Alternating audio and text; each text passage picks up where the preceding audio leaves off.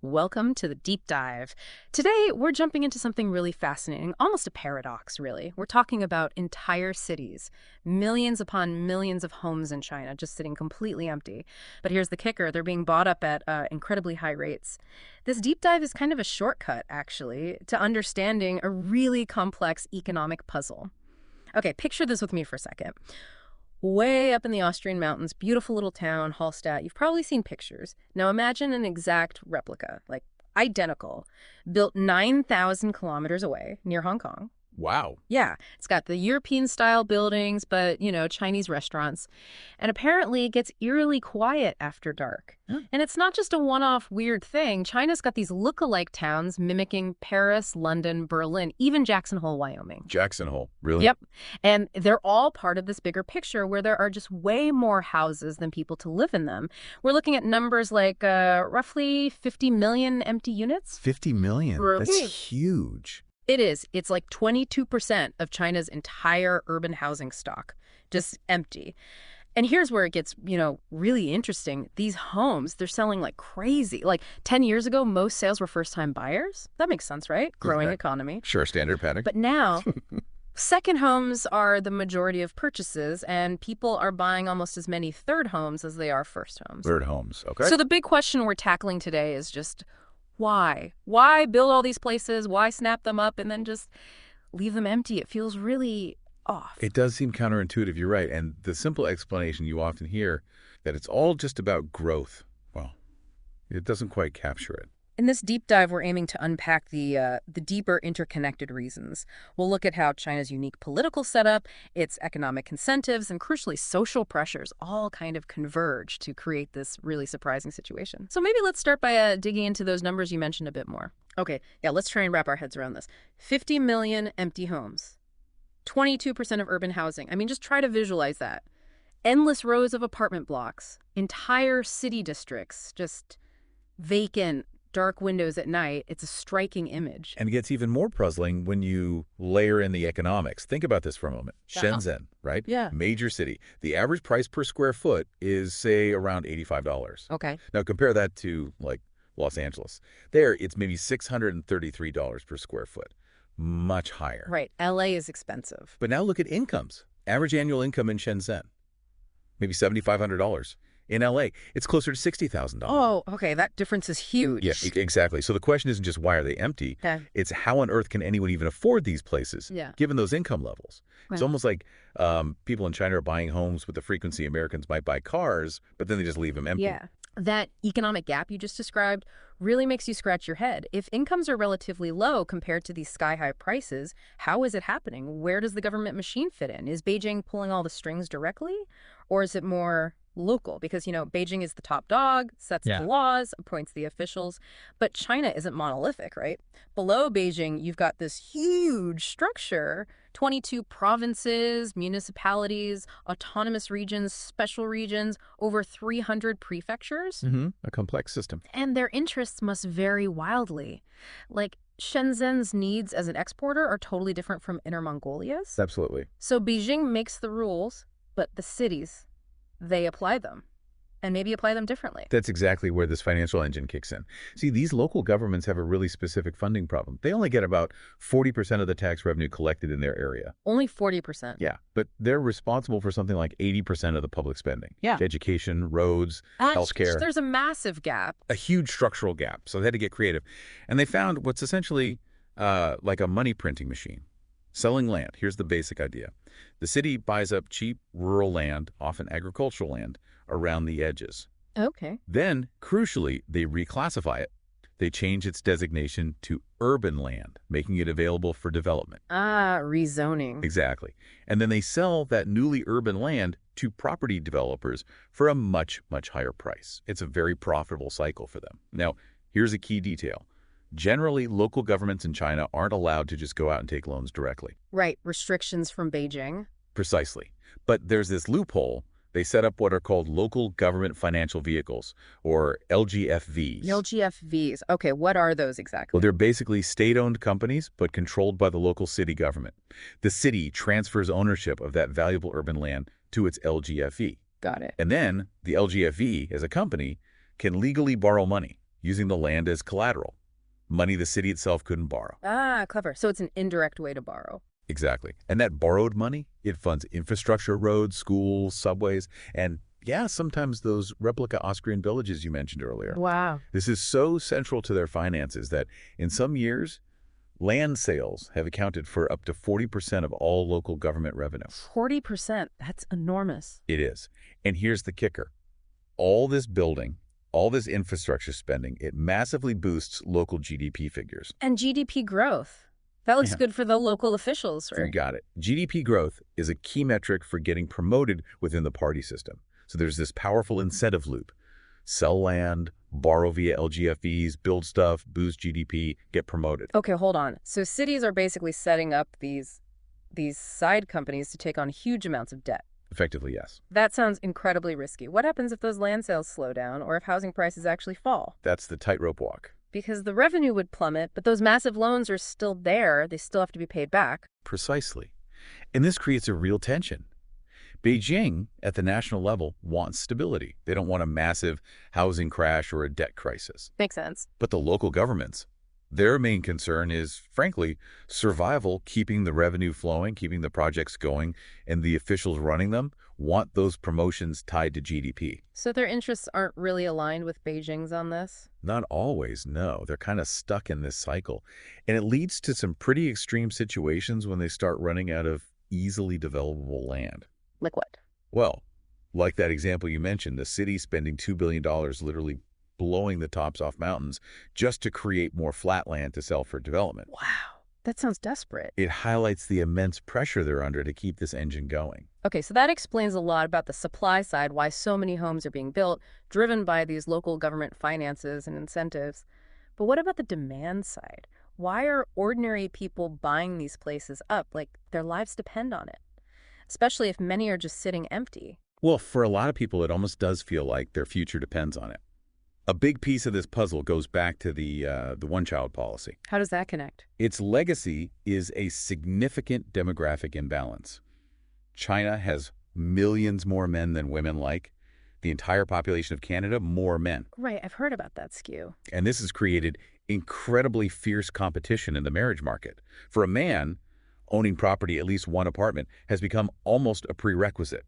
It's often expected by the potential bride's family. So owning a home isn't just nice to have, it's critical for marriage prospects. It's become a crucial element of social status, almost a downright social necessity for young men. Wow. And because it's so important, you see entire families pooling their life savings. Parents, grandparents, friends, sometimes chipping in just to help a son buy that first or even second property. Okay, that helps explain how people can afford these prices, even with lower average incomes. It's not just one person's salary. Exactly. It explains how a country with a per capita GDP, maybe similar to the Dominican Republic, can sustain some of the most expensive housing markets in the world. It's collective family effort driven by intense social pressure. And then there's the savings rate. I remember reading about this. It's just off the charts, right? Oh, absolutely. It's unlike almost anywhere else, where Europeans might save, say, 4% of their disposable income. Yeah. The Chinese save close to 40%. 40%. That's incredible. So with all that saved money, where does it go? What are the options? Well, that's another key factor. Their investment options are actually quite limited, or at least perceived that way. The domestic stock market, the A-share market, it's widely seen as very volatile, almost like a casino sometimes. Risky. Okay, so stocks are out for many. What about banks? Bank interest rates are often low, sometimes barely keeping up with inflation. And there have been instances, that shake confidence. So they're not always seen as the best place for long-term wealth building. So if not stocks, not banks, what's left? Real estate. It's become the default, the best friend, as some analysts call it, for Chinese savers and investors. Get this. Something like 70% of all household wealth in China is tied up in real estate. 70%. Wow. Compared to the U.S. or Europe. That's much higher. Yeah. And then you add the cherry on top.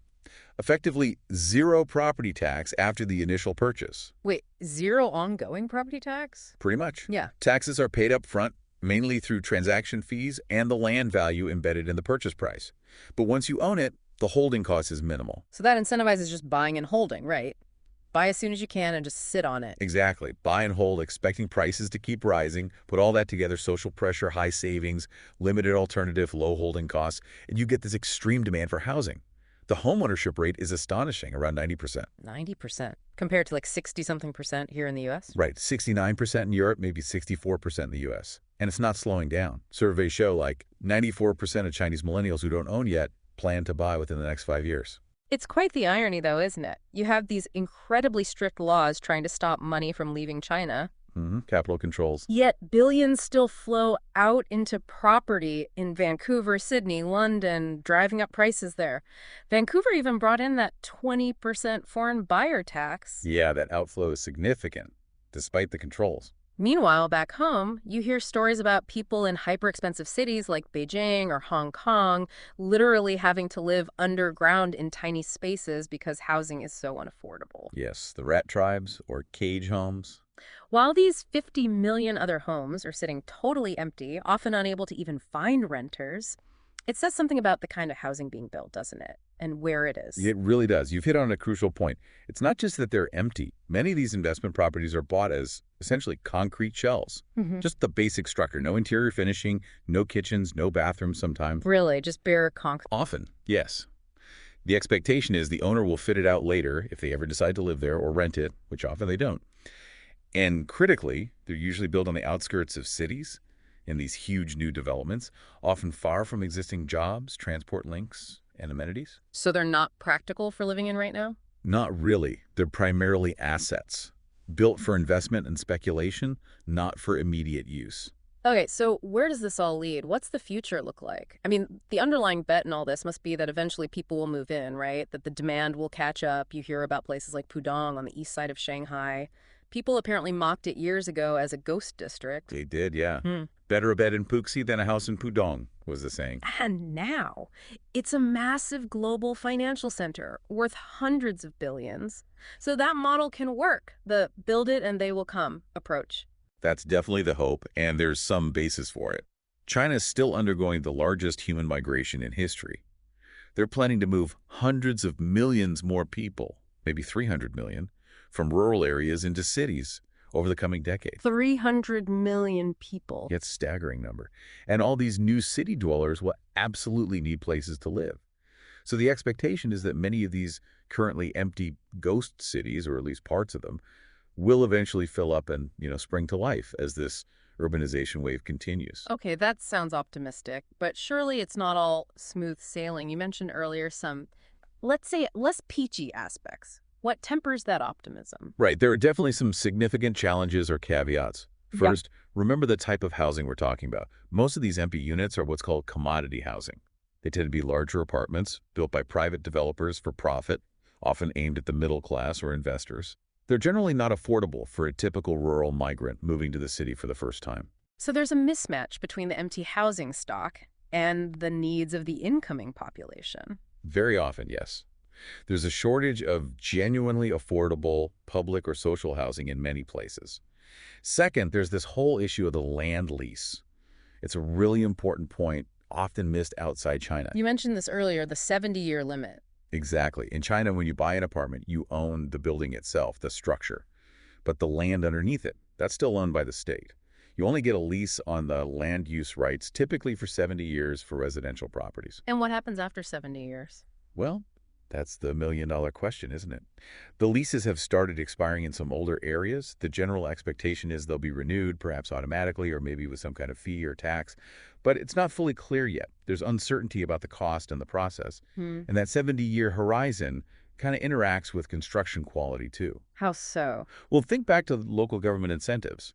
If GDP growth from construction is key for promotion, Right. why build something to last 100 years when you can build something that needs replacing in, say, 30 years? Then you get to build it all over again, boosting GDP again. Huh. Like an upgrade cycle for buildings? Sort of, yeah. Yeah. It potentially incentivizes shorter-term thinking, build fast, maybe not always with the highest quality materials or standards, because the expectation is it might be torn down and rebuilt within a few decades anyway. So the 70-year lease might be optimistic for the actual lifespan of the building itself sometimes. In some cases, yes. It encourages focus on the immediate economic impact of building rather than long-term durability. all while cities keep borrowing and prices keep inflating. It feels unsustainable. Beijing must see all this, right? The risks, the potential bubble, the quality issues, the debt, they can't be oblivious. Oh, they're definitely aware.